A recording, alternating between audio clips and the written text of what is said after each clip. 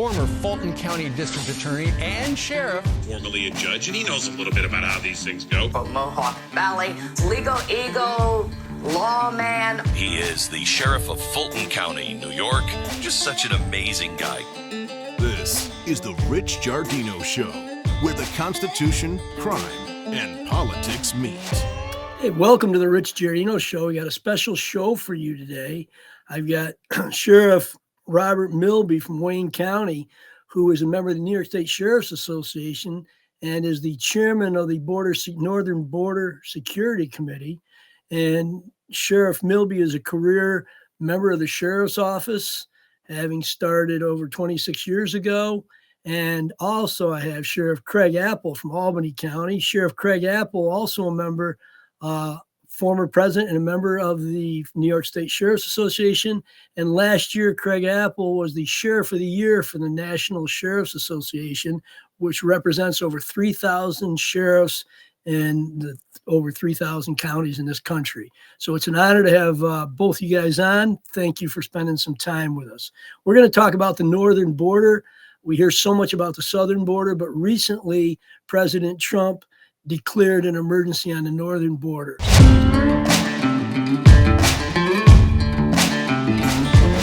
morning, Sheriff Giardino. Good morning. Thanks for being on. Really appreciate it. Morning, Craig. Thank you also. Absolutely. Thanks for the invite. Yeah. Sheriff Milby, why don't you tell the listeners, a little bit about what the committee does and what the difference is, because we all do hear so much about the 2,000-mile southern border, and we don't hear a lot about the northern border.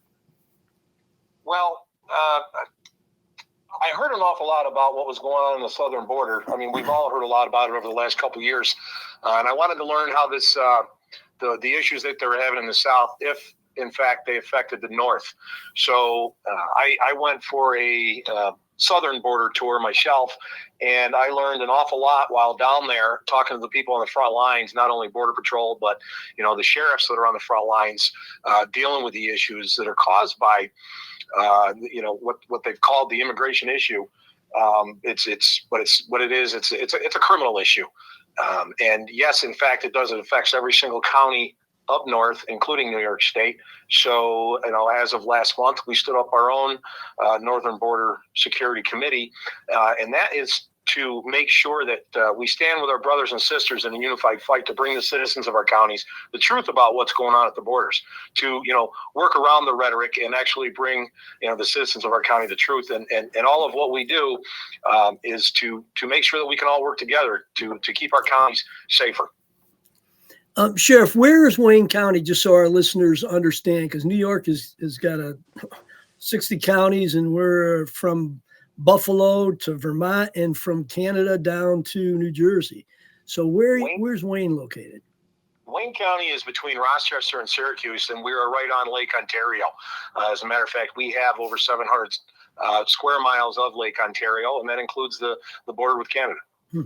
So one of the things, before I ask Sheriff Apple, one of the things we do know is that in the last 4 years, it's almost quadrupled the number of illegal immigrants coming over the border from Canada into New York and Vermont. Is it quarter or four times, or am I getting my numbers wrong? Actually, in 2024, the number of incidents that were recorded with the Border Patrol surpassed the prior 17 years combined. And a lot of the a lot of them say asylum seekers and things, but let's talk about the cartels, the drug dealers, those bringing guns, the gangs, and also the human traffickers. So it's not just innocent people trying to get away from their country. It's actually easier for people from Mexico to fly into Canada. It wasn't until this year, fly into Canada and then try to cross our border. Isn't that true? Absolutely. What we saw was, and this is one of the good things about standing up the committee, because what it does is it brings all people together. It brings all of your law enforcement officials together to actually discuss these issues and learn from one another, which is exactly what we did in January. I think a lot of people were surprised at some of the information that we shared with one another. We had our guests were Border Patrol. sector representatives, and what we heard was that the people that were coming across the north are mostly single adults from 97 different countries. We got known and suspected terrorists were 6 times greater on the northern border than they were encountered on the southern border. So we are, and actually word is out that if you are a known and suspected terrorist, your better avenue is to come across the north. And there are drive-throughs where the border can be walked across, it can be driven across. There are some pictures out there that will show you that, the only thing that is going to impede you from getting across the border at certain locations are flower pots across the road. There's not a lot of security across the northern border. We do have Border Patrol agents, but those are a lot farther and fewer in between than they are in the south. And the other thing is, a lot of the resources were sent down and rotated from the northern down to the southern because of those problems. In fact, a lot of people don't know, and we were talking off camera, but even though we've had such a spike until 2024, we do have lulls when it's so cold that people don't want to come across, but we also have deaths from drownings, and we also have deaths from people freezing to death. Isn't that correct, coming across the border? Yes, absolutely. As a matter of fact, this morning I spoke with our sheriff of St. Lawrence County to kind of get an update. And what they're actually starting to see now is some people starting to try to get out of the United States going north. But they've also had those that are continuing to come in from the north to the south, and they aren't prepared for the weather. They've had quite a few along the northern border that, have lost appendages due to the severe cold, the severe weather. Sheriff Craig Apple. Sheriff Apple is a sheriff of Albany County, and that's located in the center of the state almost, and that is where the state capitol is located, which generates a lot of laws that at times impedes our ability to work with our federal partners. Sheriff, a lot of people would think as a inland county, not on a border, that you wouldn't see problems from immigrants coming over the border. What kind of problems do the counties within the state that aren't on the border see? Well, as you know, Rich, New York City, Mayor Adams shipped out a lot of migrants. They shipped them up north. And in Albany County, we received about 1,700. They came from down in New York City, but we were also getting migrants coming down from the northern border, which is only, a little over 2 hours above us. So if you cross the border and come down, your logical stop is the county of Albany. We are the crossroads. We're the next stop to New York City. You can cut over to Buffalo, Syracuse, Rochester, cut over to Boston. So a lot of folks come into Albany and then they do not leave. There were times last summer where I truly thought we would have massive issues at a local hardware store on Central Avenue about 2 miles up from my office, because if you drive in, they were surrounding your car and begging for work. And the odd thing was everybody thinks that they get along. Well, they don't get along. The Venezuelans and the Mexicans do not get along. So when you drove in, you had one group on one side and one group on the other side. And it was a pretty tense situation. I watched one individual pull in and they literally surrounded her car. And I actually started to go out to my car and I was going to walk up to her car, but then they let her go. But the issue is that, we had a hotel in the city of Albany, which is in fact a sanctuary city. That hotel, we were getting intelligence that there was human trafficking, sex trafficking. You had Tren de Aragua living out of there, running it. And of course, in the parking lot were a bunch of cars with no plates on them. And in the mornings, once we set up on the hotel, you'd see them come out and put the stolen paper license plates, totally fictitious, on the car. And so, everybody says, well, that's kind of a victimless type crime. Well, it is until they hit you, right? Or they're used in a drive-by, or they're used in the scourge of retail theft. So, we were just about the only agency that was really pushing hard for a lot of these crimes, because things were spiking. And the city of Albany, the violence had spiked last summer and the summer before, way above the norm. So we were working hard to the point where I now have, a whole, 20-man detail assigned strictly to the city of Albany. One of the things is that I think it's fair to say that we sheriffs don't oppose legal, lawful immigration done properly and coming through the safe channels. Would you all agree? I mean, I'm not putting words in our mouths. Right. It's that we see the part of it that the public doesn't hear about and doesn't see. I have a question for both of you. How do we address, like, and maybe Sheriff Apple, you could explain it a little for us about the green light law that Andrew Cuomo signed years ago, and how does that restrict us? And then Sheriff Milby, you could join us in saying, what can we do in law enforcement, and what can the public do to help us? Go ahead, Sheriff. Well, I can tell you the biggest restriction is not having the Border Patrol access to our DMV information. To me, that is not only a hindrance, but a massive public safety danger.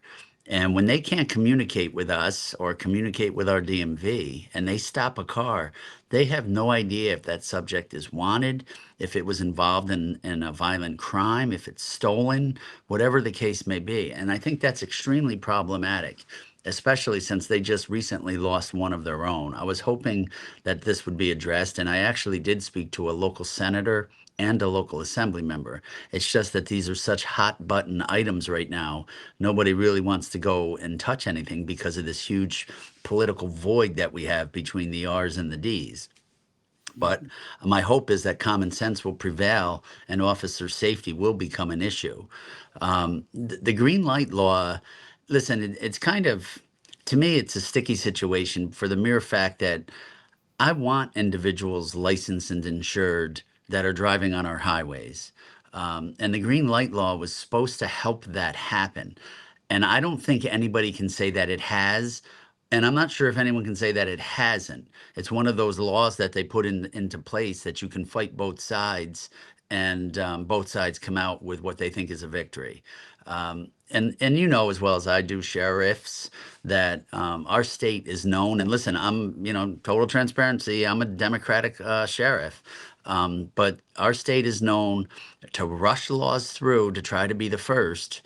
You mentioned Como, and he was famous for it. He would rush laws through, and then we'd have to fall back and try to sort them out and fix them, as opposed to slowing things down, bringing our chiefs of police, bringing our New York State sheriffs together and forming a quick task force and say, listen, what are the pros and cons and how can we come to a compromise on this? I think that, the state is lacking in a pragmatic approach on almost every public safety law. Look what our state is going through today. I mean, we've got prisons all out on strike over halt. My jail, I house around 500 on a daily census. My violence is up 264%. That's absurd. And that's because of a flawed law. But unfortunately, a lot of our folks won't say, hey, we made a mistake. We need to come together and try to fix this. Instead, we usually double down in this state. So we need to come up with more of a pragmatic approach. And whether that's electing like-minded officials, I don't know. I'm kind of just ready to put the flag on the pole, because I feel like every year we say we want a seat at the table. We get a seat, they listen to us, and then they go the opposite direction. Yeah, I was on several state task forces. I still am on a judicial one. And we wanted a public safety exception on the bail, and we wanted it to be judicial discretion with a limit. Instead, bail and discovery are both fine examples of what you said. They never asked the judges, the DAs, the sheriffs to sit at the table, unless you're a judge or unless you're a DA that says, hey, everybody should be out on the street. And in fact, we know that the numbers are upside down. New York City, over 60 to 70% of the felonies end up in either dismissals or misdemeanors or violations. Upstate, it's the opposite. Sheriff Milby, how you went down to the southern border, correct, Sheriff? Yes, I did. What did you observe? How long ago did you go down, and what did you observe? Where were you? Yuma, Arizona, you said? Yep, I went down to Yuma, Arizona, and I had a guided tour with Border Patrol and a few other sheriffs that came down to the Texas Border Sheriffs Coalition. Had a conference. And during that tour, I learned an awful lot. I mean, yes, I observed the wall, which abruptly stops, and there's a gap for about 7 miles due to an Indian reservation where people can actually, get through. And on that Indian reservation, it's not that they don't want enforcement activity; they just don't want the wall itself. But what's interesting is there's many things that people don't understand. There was an awful lot of rhetoric that was going on the last few years about how families were being separated, kids were being held in cages. That's not what I observed at all. I saw an actual pristine, very, very nice processing facility, 200,000 square foot processing facility. And it was very well kept. Everybody had access to each other. Family members were with children, 24/7 access to food. Medical facilities were much better than you and I have access to. And the whole thing was being that it's Yuma, Arizona, and it was 115 degrees that day. This entire facility is being run on 3 giant diesel generators. And I was told by those that are operating that facility that that's to the tune of $500,000 a day, which there are 7 of those facilities operating on our southern border. You do the math and figure out what it's costing our taxpayers. I saw certain things like the immigration or the irrigation canals that are just on our side of the border wall. Yuma is known for 95% of the leafy green vegetables and produce in the United States. Those irrigation canals wind up being contaminated with human waste. And, you hear about these things, recalls, listeria, salmonella, that there's human waste that's involved in causing those recalls. We don't give it much more thought than that we hear on the TV. Okay, so don't eat that bag of lettuce. But now you know why we're having those recalls. You know that, is it 100%, blamed on humans? Maybe not. But they have linked it. Then there's the humanitarian issue. There's the children there are over 300,000 children that are missing due to what the cartels are doing. A few years back, our government decided that it was a good idea to a faster process with the family unit for immigrants coming to this country. Now, nobody wants to deny the American dream, but you know what? There is a process that should be gone about. So what our government did was made that process a little bit faster for the family unit. So the cartels got a hold of that and decided that they could start selling children on the black market. So now we have a problem where we've got up to 300,000 or a little over 300,000 missing kids due to what the cartel activity is. And there is no community that is immune from these issues. I spoke with the Vermont sheriff. They were seeing just this year. They were seeing the recycled kids, is what they're called, because those kids they wind up helping people get processed, and then they go back and are sold again to another family in the making to help people get processed. So we were seeing them in Vermont. We were seeing these things all over the United States. So there's a humanitarian issue that's involved as well. That we just like Sheriff Apple said, we need to put our personal beliefs aside and come together and work like law enforcement knows how to work and share information with each other so that we can address these issues, that we can address the fentanyl issues. And we're not immune from that in New York. I mean, in my county, I don't have the land border crossers, but what I have is I've got a situation where I had a double homicide that occurred in our county, and that was due to it was committed by somebody who had been deported twice already and was back in our county. We've got a very high migrant community here. We are the number 2 producer of apples in the country.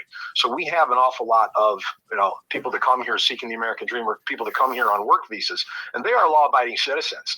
Those aren't the people that we're interested in going after. What we're interested is those people, just like Mr. Holman will tell you, those people that, are wanted for criminal reasons. And that's who we're looking to, get a hold of. And this green light law does not help. It actually prohibits law enforcement from doing what it does best, and that's share information. Case in point, right here in New York, there was a homicide that was committed in Sheriff Apples County. And that person, that was back in of last year, that person was fleeing to Canada and put their car in a ditch. And this was up in Clinton County. And guess who had to deal with that person for a couple hours before they even know he was wanted for murder? That was Border Patrol, who did not have access to our DMV records.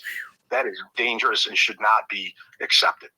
And you both mentioned public safety for the officers, but if the officers aren't safe, the public isn't safe either. Right. You know, I mean, we're targets because of uniforms. We're targets because we wear a badge and a gun, and we're stopping the individuals. But if you don't have a badge or a gun, you may be more of a target. Sheriff Milby, did you have any anecdotal circumstances, though, of individuals coming over the border where your guys responded, or coming over the lake where you guys had to respond? No, I haven't had any incidents with that. We're a lot like a lot of other agencies out there. We're a little bit short-staffed right now due to the rhetoric and the beating that we've taken over the last couple of years. So enrollment and membership is down. So my Marine force isn't where I would like it to be. But we have started those conversations not only with Border Patrol, but through some of the meetings that we've had with these border security committees.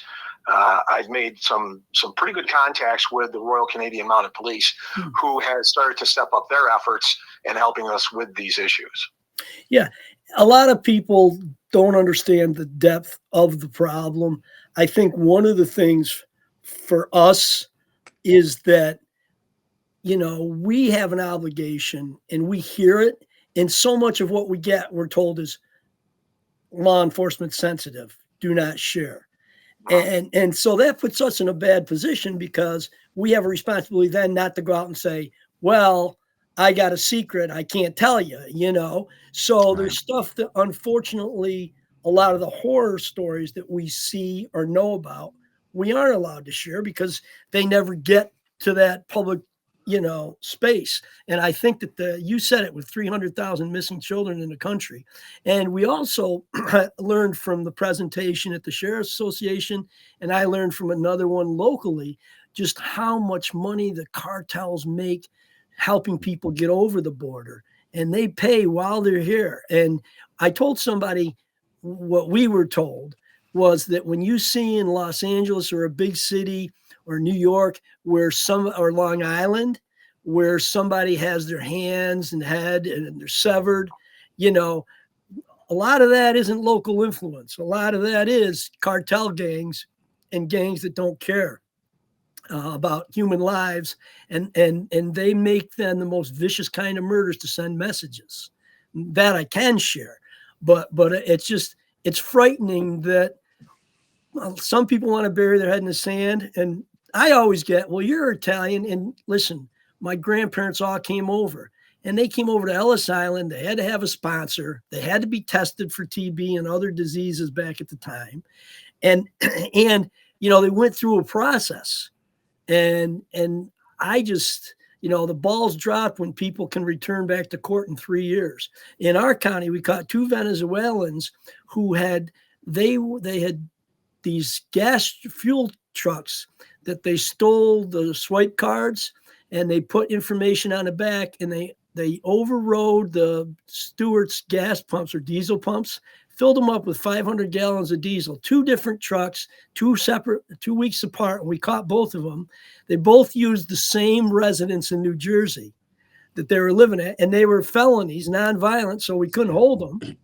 And what we found out was they bring the diesel back down to the port and sell it, for pennies on the dollar, because there's no taxes, obviously. They make money because they didn't pay for it. It was stolen credit cards. We'll never recoup the money for several people. But it was just amazing to me. And, the ability, and there's still a lot that we don't know what we should share, can share. I don't want to get the deputies in trouble, with the green light law, I don't want to talk about that stuff. What do you think? What do you both think how do we mobilize the public to help us put pressure on the legislature? Because it's like Sheriff Apple said, it's like we have 2 New Yorks. You have New York City that drives because of the number of legislators, the legislation, and upstate. And one of the things I've always, other than additionally about them not having us at the table, the thing is, they happen to take one egregious situation and they turn the whole system on its head to accommodate one. A kid dies at Rikers, should not have died, should not have been in custody for more than a year on a misdemeanor. The defense attorneys, the DA, the courts, and Rikers itself, nobody said, hey, this kid shouldn't be here. And so he dies in the facility. I believe it was a suicide. And then all of a sudden we got the bail situation. We needed bail reform, but we didn't need it to the degree we got it. And I have an undersheriff who's a Navy SEAL, and he says, yeah, somebody pees their pants and everyone else has to wear diapers. And I think that's a lot of the response of the legislature. So what can we do as sheriffs, and what could we ask of our constituents to mobilize, to help us, to support us, have some tweaks in the law that make it safer for them and for law enforcement? I think one of the greatest things we can do is give factual information to our constituents. And I think that's where we struggle a lot, that they see the news, how divided the news even is. I mean, sometimes I look at something that occurred, and depending what station you're watching, depends on the version of events. So I think people, I try to let my constituents know factual information as often as possible regarding whatever incident is occurring, to put it out. But I also think that, like, I am planning a trip to see the southern border. I want to see the southern border. The northern border I've been up to. Obviously, it's just 2 hours north of me. But the other issue is that I'm hoping with things, the amount of people crossing slowing, I'm hopeful that those resources will then be able to be spread out across the northern border as well, because it's a known fact that they'll send somebody across basically to get caught intentionally, to take the border patrol officers to process them, and then they go through. So I'm hoping that we can reinforce our northern border with more staff, and that we'll hopefully be able to share information. Like I said, I mentioned it to a senator here. Whether it'll get legs in this state, I'm not sure, but it's something that needs to happen. Every federal, state, local, and county official needs to be able to communicate. And in 2025, to say that we're not, or we're prohibited to, is a sad fact. Sheriff Milby? I couldn't agree with Sheriff Apple anymore. I guess the message that I would send is that, look at, of the 5,500 miles that we have of the northern border, ours is the busiest. New York's is the busiest. The Swanton sector is the busiest. And I had the opportunity last week to speak with the governor's public safety director. And we brought up the issue of the green light law, and I asked what she has done in order to help that problem. And he said that the governor's office has committed $7 million towards the effort. And that is going to be in the form of equipment, such as license plate readers. Well, my question to that would be, what good is that going to do if we can't share that information with the ones who need it the most, that are protecting our borders? I would encourage people to stay in touch with their local sheriffs because they're the ones that are going to give you the truth as to what's happening. I would encourage people to get in touch with their local politicians and let them know that, they support the local sheriffs and what they're doing, and that they support law enforcement, that we need to get back to the rule of law and, simply enforce it. Yeah, I agree with what Sheriff Apple said early on. It's not a Democrat or Republican issue. It's a public safety issue. And I've always said, when I'm on these committees, I said, look, the question before you pass a law or make a regulation is, how does this make the law-abiding citizens safer in our state? And they never asked that question. Very simple. How does it make it safer? Is there anything else I missed that I should have asked you guys that you want to mention before we wrap up? No, I mean, listen, we could probably do, and I would recommend that we do maybe in another month or so, we maybe do this again, because then the weather will start to break. So I'll have a good feel of the pulse of, what's our summer going to bring. And I think with better weather starting to come within 30, 60 days, we'll be able to see, are a lot of the immigrants still local, or did they scatter throughout the, we had a kind of a frozen tundra northern season this year. So But again, it's pretty quiet right now. But again, in 30 to 60, we'll have a really good idea. Anything else, Sheriff Milby?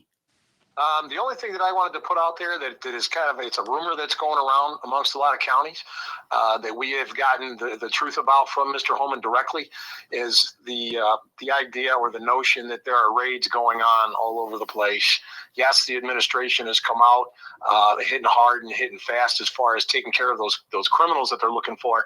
But the idea that they're out conducting raids that they used to do in the migrant camps back in the 70s, the 80s, and the 90s, those things aren't happening. If you're seeing multiple arrests, the only reason that that's going on is because these people that are targeted sometimes flock to where other illegals might be. And, I certainly can't turn a blind eye to that. And that is what some of our media that's causing that slant is doing, is they're only showing you that. And, they're throwing a little misdirection out there. So we have not seen any of that activity that rhetoric speaks to. Okay. Hey, thank you very much, guys. I really appreciate it. And when we have it in the package to be produced, I'll email it your way. Again, I thank both Sheriff Milby, who is the chairman of the Northern District Security Committee for the New York State Sheriff's Association, and Sheriff Craig Apple from Albany County, who was 2024 National Sheriff's Association Sheriff of the Year, which was great for New York State to be represented. I think it was the first time, Sheriff Apple, that we had a New York State Sheriff represent us in that prestigious award. So thank you for what both of you guys do, and stay safe. Thanks, Sheriff.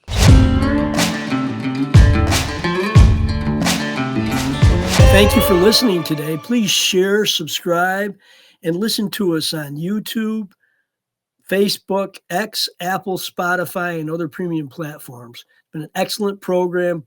Please share this, because the information you receive could make a difference in safety for your family, your friends, and yourself. Thank you. Like and subscribe to The Rich Giardino Show, part of the Elite Influencer Network, wherever you get your podcasts. And we'll see you next time on The Rich Giardino Show, where the Constitution, crime, and politics meet.